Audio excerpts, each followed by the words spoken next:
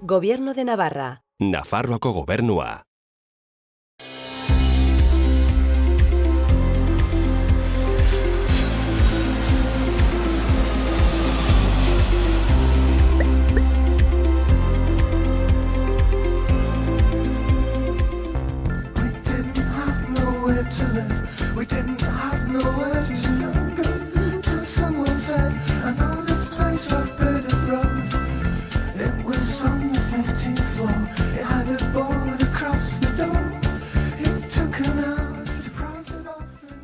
Gaur nire praka eskoziarra jantzi ditut, eta tuteraraino etorri gara. Bueno, tutera, hau Edimburgo dirudi. Javi Garziarekin geratu gara. Bera 2 urte pasa zituenan Edimburgon. Goazen ba, bere esperientzia ezagutzera.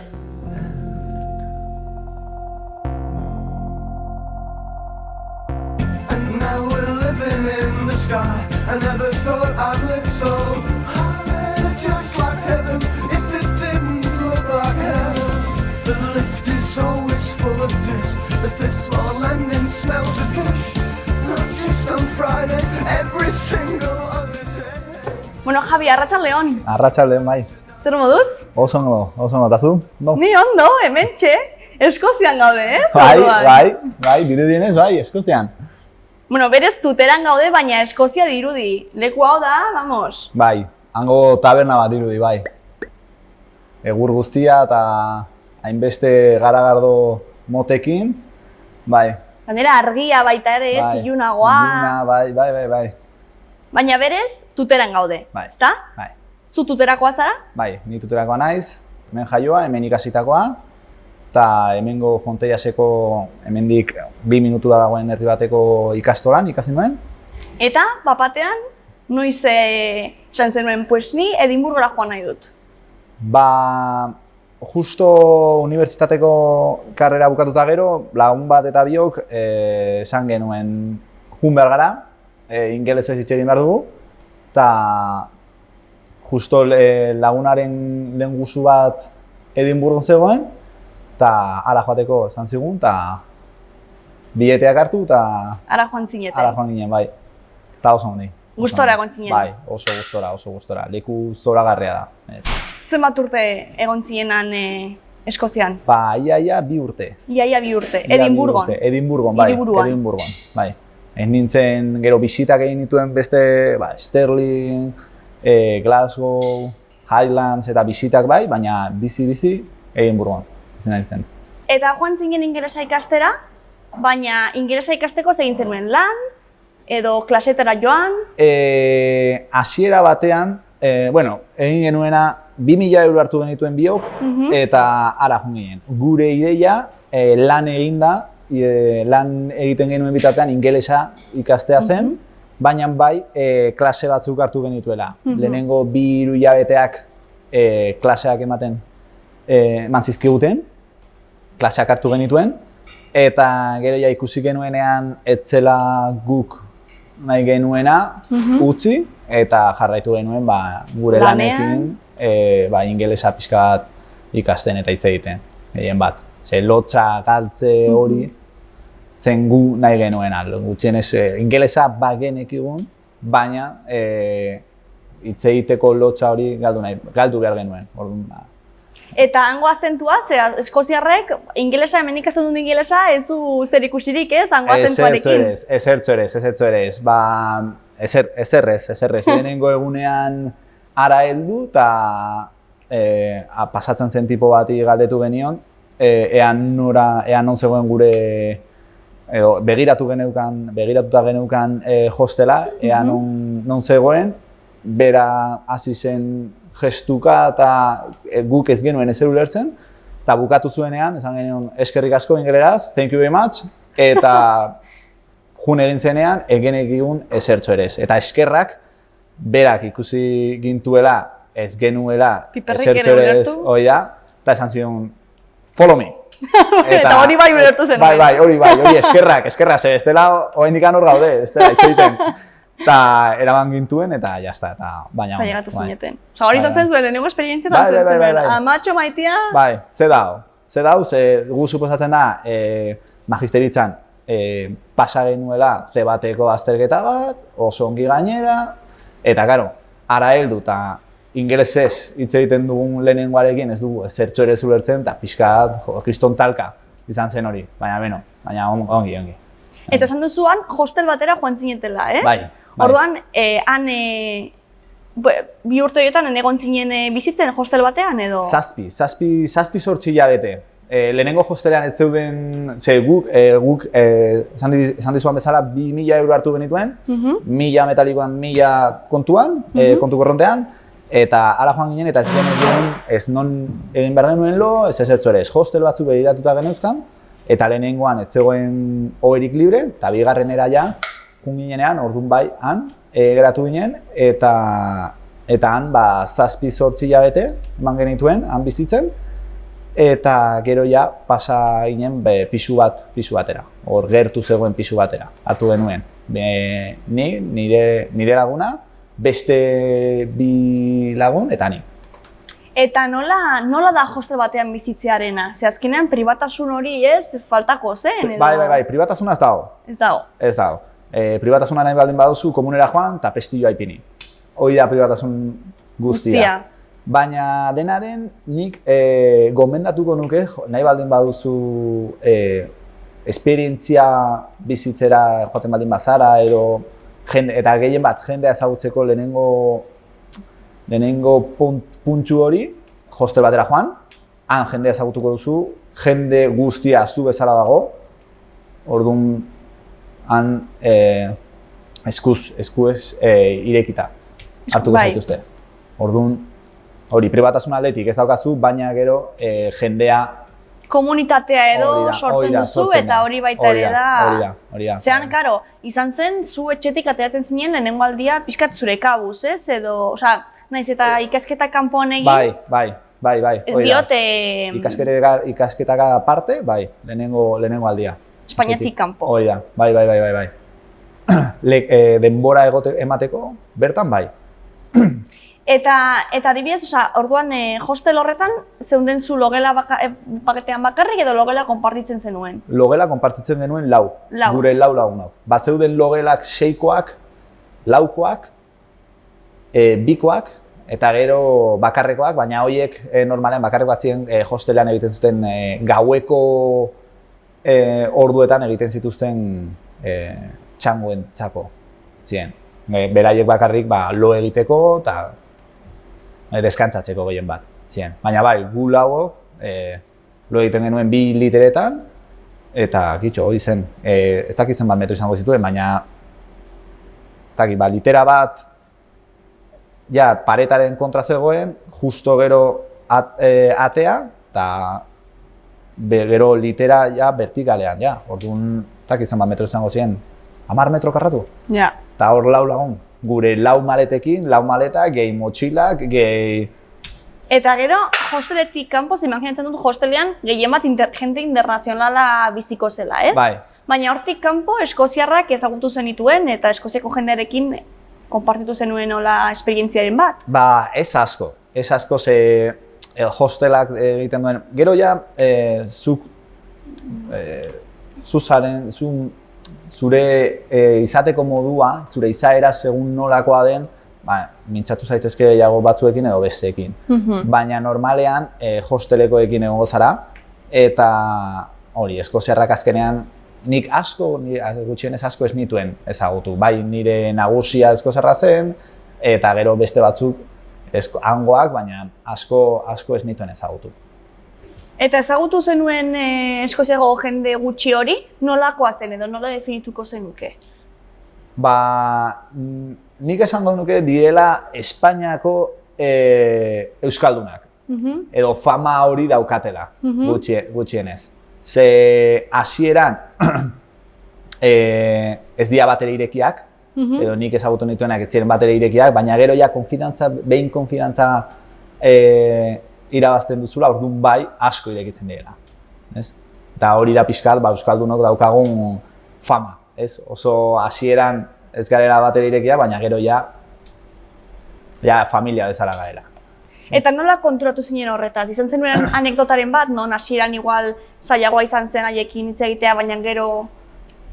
Ez, bueno, gehien bat, behin taberna batean geundela lagun batzuk, beste kuadria bat etorri zen, mahaia zebinen konpartitzen, eta poliki-poliki beraiekin, baina poliki-poliki oso poliki-poliki beraiekin hitz egiten, eta azkenean oso beraiekin pasa genuen gau osoa, ez? Ba, bueno, hori, pixkat hori, konfidantza irabazi behar zenuen pixkat, eta gero ja bai,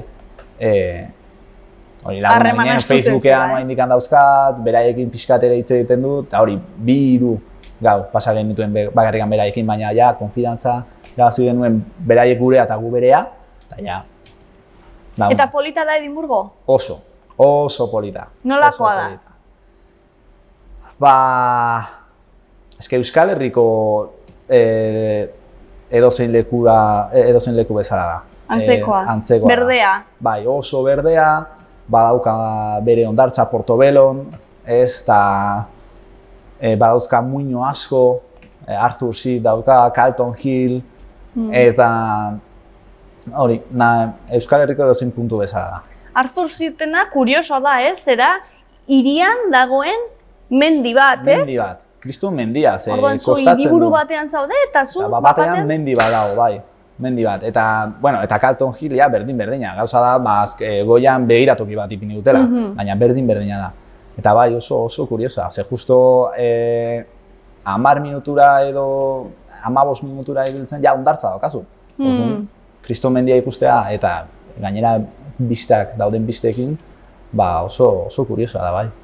Eta Edimburgoko gaztelu famatu horretara joan zinen? Bai, 3, 4 edo 5 aldiz. Bai, Bai, asko gustatzen zaizkit nire gazteluak, gero Sterlingera ere bisitak egin ditugu. Sterlingen izan zen William Wallace-eko guda edo bere gaztelua antzegoen, eta bai, askotan bizitatu dut. Bai, eta oso polita da. Gauza polita asko dauzka. Eta daukan historioa pestearekin, eta Edimburgo dauzka gauza asko, bai. Eta entzuna daukat, eguerdiko ordu batetan, botatzen dutela kainoi bat... Kristona. Gainera badaukat bideoa badaukat, ez dakit ze mugikorrean edo ordenagailuan izango da, baina eta kriston, eta gainera badakizu ja ordu batak diela, baina kriston sustoa hartu genuen, baina bapatean bumba, eta ostras, bai. Zure hosteletik, hor aldezarrean zegoen hostel horretatik, entzuten zen? Bai, karo, noski, nire hostela, ez zegoen 4 minutura, ja. Eta entzuten zen, noski, bai. Jode, baina oso ongi, bai. Eta nolakoa da Edimburgoko gau giroa edo... Gau giroa, beraiek eskoziarrak, irlandakoak eta ingelesak oso goiz hasten dira. Zazpiretan edo ja parrandan daude edo gutxienez afaltzen daude, ja bafalduta segurazki. Eta 12 arte edo ordu batak arte, normalean bat zeuden irekita tabernak. Eta giroa nahiko ona da. Eman nituen 2 urteetan, asko edaten dute, garestia da baita edatea, normalean, hau ez da pinta, baina normalean 3 poundetan edo, dago 3 pound, 3-4 libretan dago, eta garestia da, baina giroa oso ona da. Eman nituen 2 urtetan ez nituen nik uste 2 edo 3 liskare ikusi, beraz giroa nahiko ona da bai.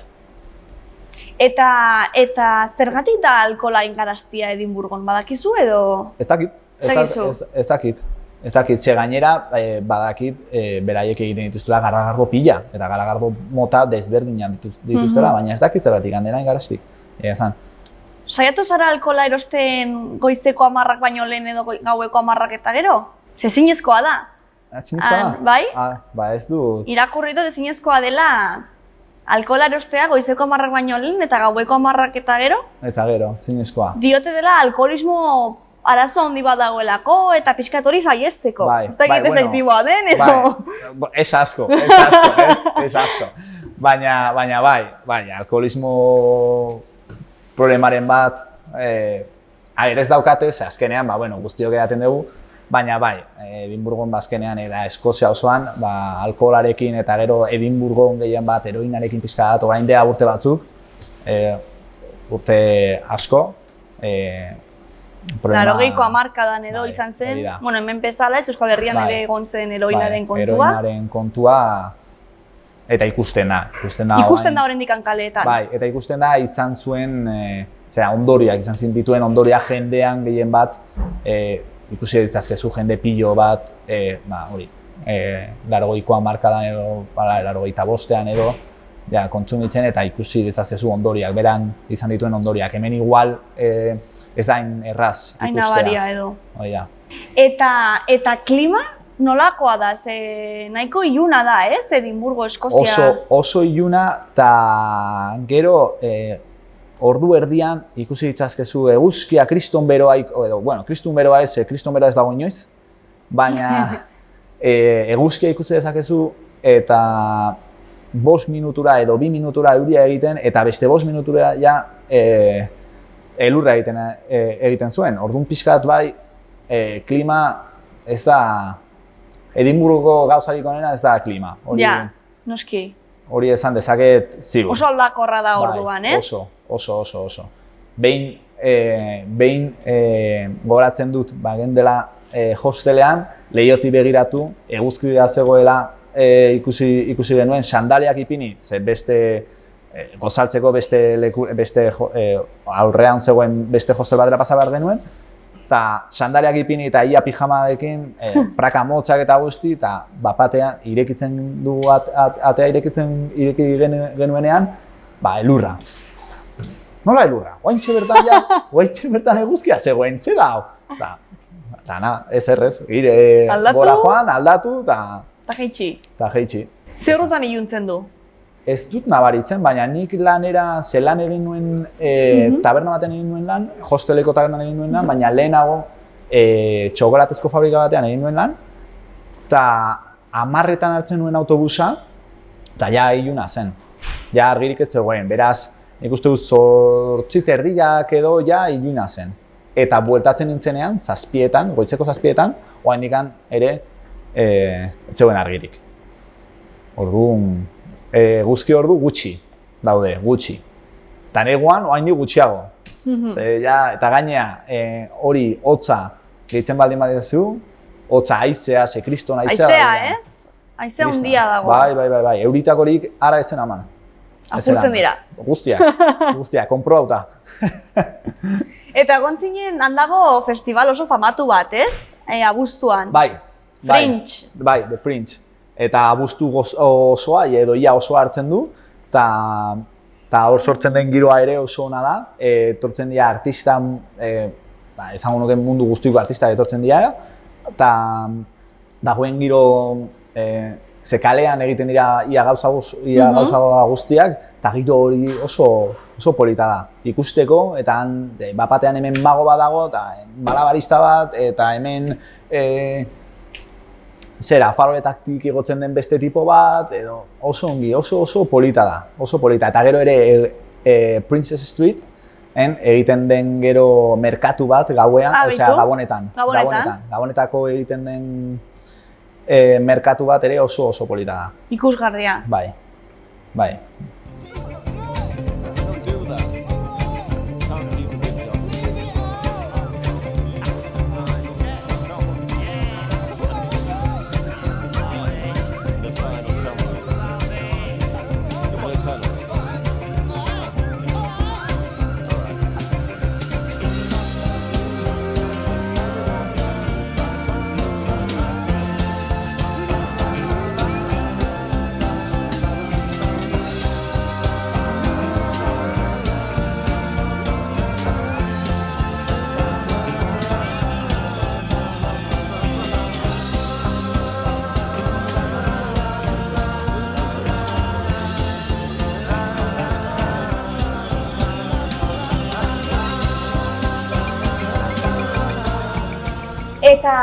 Eta kirola gustatzen zaizu?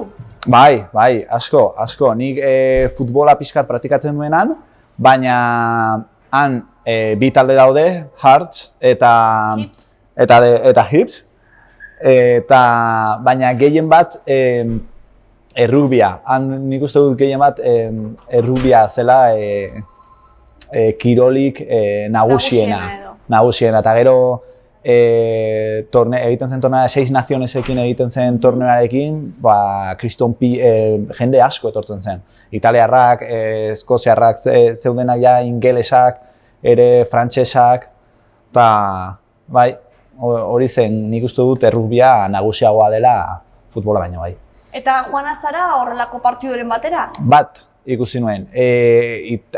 Eskozia Italia uste dut, eta gainera eskoziarrek irabazi zuten. Abitu, orduan? Bai, juerga... irabazi zuten bat edo bi, eta hori izan zen irabazi zuten horietako bat. Eta nolakoa da giroa? Giroa oso ona. Ez da futbolean adibidez liskarrak edoten direla, eta ez, rugbian adibidez edan dezakezu zuk nahi duzun alkohol guztia, eta probleman eman baldin badaukazu oso azkar gelditzen da. Ez dago liskarrik. Hori bai konturatu nintzen. Eta beraien artean ere, rugbian, beraien artean liskarren bat baldin badago, gero beraiek daukate hirugarren denbora, eta beraien artean garagardoa edaten dute. Talde bat bestearekin garagardoa hartzen dituzte. Orduan, horregatik edo, ez dakit liskarrik sortzen ez dien edo... Nahiko giro osasuntxua dago, ez? Bai, oso, bai. Eta kantatzen dute himnoak edo, ez? Estadioan, partiduz baino lehen? Bai. Eskoziako himnoa... Nik ez dakit zein den, Nik ez dakit zein den. Ze diotez dagoela himno ofizialik, baina beti kantatzen dute Flower of Scotland. Bai, hori bai, baina nik ez dut, nik letrarik ez dakit. Letrarik ez dakit, ez dut inoiz ikasi, baina. Eta zein zen zure lekurik kutxunena horre Edinburgon? Asko daude, baina Grass Market esango dut. Ze han egoten zen giroa, Grass Market alde zaharreko kale bat da, eta han bertan lan egiten nuen tabernan, eta hor egoten zen giroa oso polita zen. Beti jendea zegoen, merkaturen bat ere egiten zen, eta orduan hori. Gero ere Princess Street, ere oso polita zen, Calton Hill, Arthur Seat, ere leku aipagarrienak igual dira. Eta Edinburgotik aparte, bidaiatu egin zenuen Eskozian barra? Bai, Glasgowera behin baino gehiagotan joan nintzen, gero Stirling, eko gaztelua ikustea, ere gero Highlandsetara eta Skye Irla bat da, ez da? Skye Irla ere bizitatu nuen, eta hori, Eskoziatikan, gehien bat hori da ikusteko daukana, ez? Highlands eta hortik, hor dauden behiak ikustea. Ze behi ezberdinak dituzte, ez? Hemengoekin konparatuta? Iletsuak, oso iletsuak. Ile gorriak? Bai, eta dauzkaten adarrak desberdinak dira ere, ze askoz ez dakit zabalagoak dira, ez dira gure behiak dituzten bezalakoak, eta... Ikusi zenituen? Bai. Eta han, lago horretara, lakura edo, joan zinen? Bai. Eta ikusi zuen... En nuen monstrua ikusi, horko nagoia edo dagoena, ez nuen ikusi, baina bai, antzirara joan nintzen bai. Eta polita edo? Beste antzira bada. Ez dauka... Ez bazen edo mitoa ez balego, beste antzira bat izango zen. Nire ikuspuntutik beste antzira bat izango zen takitxo. Ez dauka zer, handia dela, nahiko handia, niretzat, baina ez dauka hortaz aparte, mitotik aparte ez dauka besterik. Eta han ere badago Eskozian beste hizkuntza bat, ez? Ingelesaz aparte, edo, haiek hitz egiten dute Scots, ez? Dela pixka bat, mengo euskalki baten modukoa, ez? Dituztela bere, badakizu hitzen bat, haiengo euskalkian? Nik... Horrela ezberdinak? Nik bakarrikan behin, ulertzean asko, gozatu zizteana izan zen ai. Ai. Eta zeo zer galdetzen zenuen, eta beraiek ai. Ze ai? Ze ai? Ze da ai? Ai, zer? Zer da, erdara zola inde ai, de haber, edo ze da, eta ai. Ai, que me duele. Ez que, nik ennekien zer zen, eta bueno, gure lagunak egenekien zer zen, eta behin galdetu genuen, eta ze da ai? Ai da, baiez, ai. Baietz, esaten dute ai, ez yes. Ai. Eta hori, eta gero besteak ja ez ditugu goratzen, zegoen dela 4-5 urte botatu nintzela. Botatu zinen.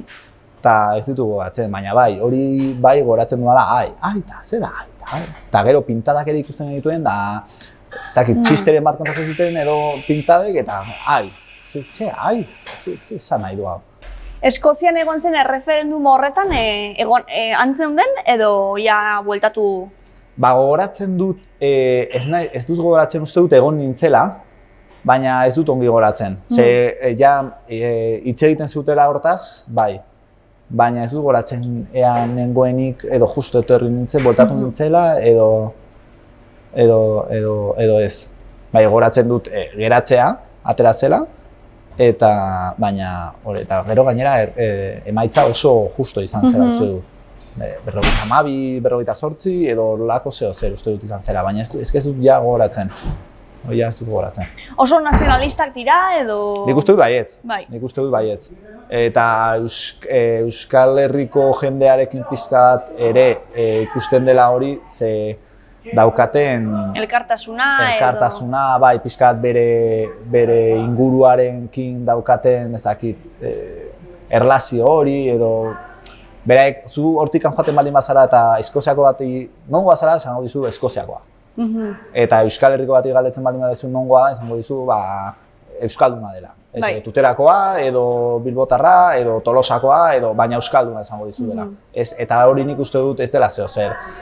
Zaragozako bati esango dizu, edo Peraltako bati, Pedrolako bati esango dizu Pedrola. Ez dizu esango Aragonés. Adibidez, orduan nik uste dut hori dela zeo zer eskozarrak naiz euskaldunak daukagula pixkato komunean, bai. Eta han daukate beste hizkuntza batez, gaelikoa edo, ez? Badago gaeliko irlandarra eta baita ere eskoziarra. Eta eskoziarra. Entzun zenuen edo gutxi hitz egiten da? Nik uste dut gutxi hitz egiten dela, ze ez dut entzun. Eta entzun baldin badut, ennekien. Ez dut identifikatu. Ez. Esan dizudan ez, nuen hasieran nuen ulertzen zesaten zuten, beraz, ennekien gaelikoa zen edo ingelese zen, orduan. Eta zer da Eskoziako edo Eskozian bizi zenuen esperientziatik eramaten duzun gauzarik kutxunena edo baliotsuena? Igual lagunak esango nuke, ez? Naiz Eskoziakoak naiz beste lekuetako lagunak esango nuke. Eta gero irekitzeko edo esperientzia hori, ez? Behin ara joan da eta lotxak entzera joan eta lagunak egitea, behin ikusita guztiok egoera berdinean geundela ikusita, ez dakit, pixkat lotxa hori eta gero edonori gomendatuko nioke, naiz Edinburgora joatea, seguro, baina gero kanpora joatea. Bai, ze mirak asko irekitzen zaizkizu. Eta 2 urte horietan edo ia 2 urte horietan ezinen ezertarako bueltatu zuterara edo? Behin bitan bueltatu nintzen, behin justo pisu batera joan baino lehen, 6-7 hilabete eta gero bueltatu nintzen, eta gero bestea, ez dakit 2 edo 3 hilabete betiko etorri baino lehen, ze enekien betiko etorri behar nintzen ala ez, orduan etorri nintzen, bisita egin nuen, eta gero 2-3 hilabetera bueltatu nintzen betiko. Eta nola da etxetik kanpo egotea, familiatik urrun? Horregatik igual lagunak hartu zuten papera garrantzitsuago bat edo? Bai, izan liteke, nik uste dut baietz. Nik uste dut baietz gero Gabon bat han pasa nuen. Eta, karo, azkenean, takit, faltan botatzen dituzu, bai, familiari faltan botatzen dituzu. Igual lagunak ezain beste, ze lagunak, beste lagun batzuk egiten dituzunez, bueno, hemengo laguna badakizu hemen egongo dira betiko, ez? baina hori familia ere badakizu, baina familia beste gauza da, ez gurasoak, igual aitona amonak, pixkat, ez falta motatzen dituzu, baina, bueno, azkenean lagunak egiten baldin dituzu eta bueltan bisita egitera, eta besteak, eta gainera, behin buelta egiten duzunean eta ikusten dituzula guztiak ongi dauden, lehenengo buelta igual pixkat bai beharrezkoa dela, esango nuke bigarrena edo hirugarrena egin dezakezuna baino, ze ja ikusten dituzu guztiak oso ongi daudela, ezertxo ere ez dela gertatu, orduan ja berriz joaten baldin bazara beste zapore batekin joaten zara, ez ja guztiak ondo daude, beraz. Lasai eta disfrutatzera. Guztiak beste 6 hilabete barru etortzen baldin badaiz, badakitu ongi ongo dira guztiak, eta ba hori. Eta adibidez musikaren kontuan famatuak dira gaitak edo pipes, ez? Deiten dietena. Bai, hori da, eta egunero ikusi zenezakeen kaletatik batzuk, bueno, Ed Sheeran, famatua, Ed Sheeran han hasi zen, eta Princess Street jotzen zuen. Gitarrarekin Princess Streeten? Eta argazkiak daude, zebera Edinburgoa dela, uste dut. Eta bera han hasi zen bere musikarekin. Eta gehien bat inpaktatu, edo gehien gustatu zitzaidana, igual izan zen taberna askotan, live zeuden musika zuzenean jotzen zuten, eta hori beste giro bat ematen dio tabernari. Zer nolako musika zen, folk edo? Bai, folk, ia guztia folk, eta gero bertsioak. Abesti famatuen bertsioak eta, baina gehien bat folk. Eta hori, eske hemen gauden tabernan, eske justo hori da. Eske justo hori pintzen baldin badugu orain zuzenean. Ja, ara eramaten gaitu zuzenean. Bai, ara. Han egongo ginateke, bai. Eta gastronomiari buruz, zer esan dezakegu? Bueno, hango plater famatuena haggisa da. Eta haggis. Eta uste dut arkume eta ardiaena. Arkume eta ardiaren esteak dira, hor mix bat egiten dute, ez dakit ze espezia sartzen dute hor, eta saltxitxa moduan, bueno, kriston saltxitxa moduan saltzen dute, eta gero normalean patadazko purearekin edo kol,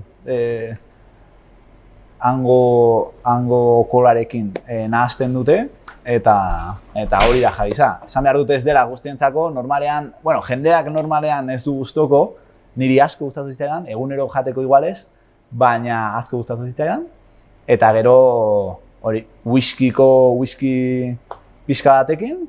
Whisky edaten zenuen, orduan? Pixkat bai. Han edaten ez baldin baduzu... Gustoko duzu whiskya? Ez asko, baina han, bueno,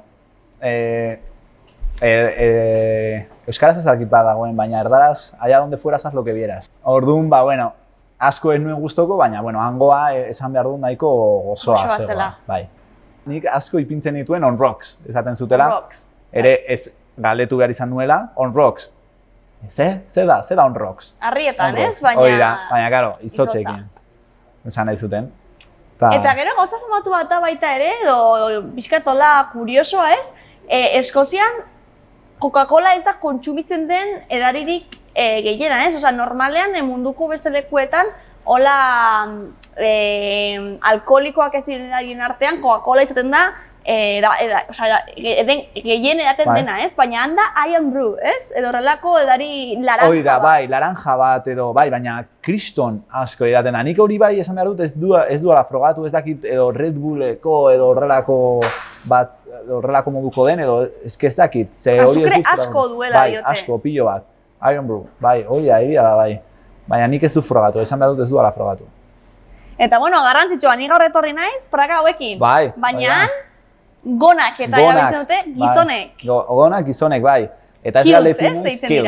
Bai, eta ez galdetu inoiz, ea galtzontzi horiek eramaten duten, ala ez. Ze, bueno, sorpresare ematera eman dezakezu.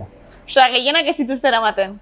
Gehienak ez. Eta gainera, galdetzen bat, jakiteko ala ez, jakinei bat bazenu ala ez, galdetu behar zenion, are you a real Scottish? Are you a real Scottish? Eta arduan beraiek egiten zutena. Zen nola... Of course!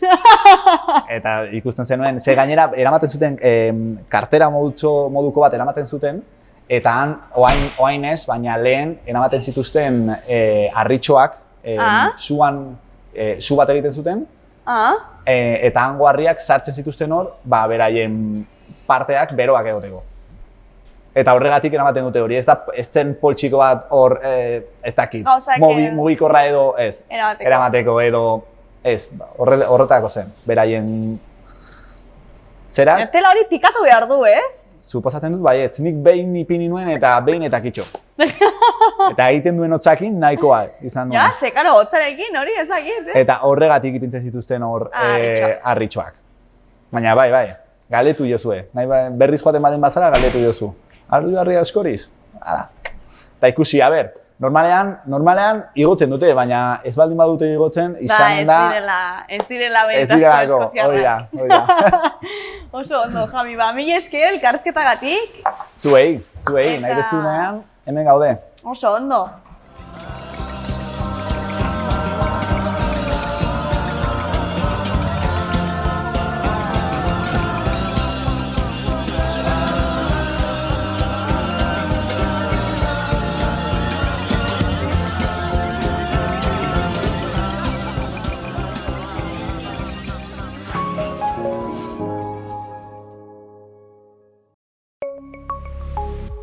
Gobierno de Navarra. Nafarroako Gobernua.